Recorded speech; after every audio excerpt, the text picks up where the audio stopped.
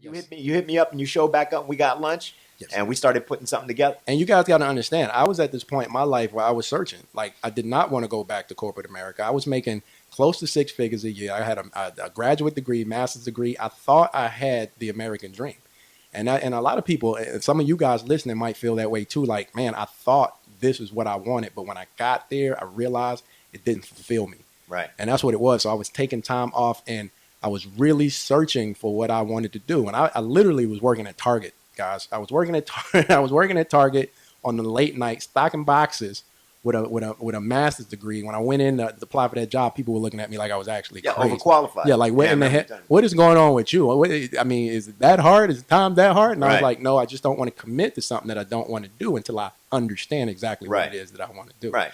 And so this thing was like a lot, like if it could fall in my lap, like it was like it fell right. Like you talk about things falling in your lap or things being the perfect timing for you, right? And I do believe that a lot of everything is like timing, right? Some of you guys might be hearing what we're talking about right now, and it might be the perfect time for you to hear this message. Right. You know what I mean? Things happen like that for real, man. And so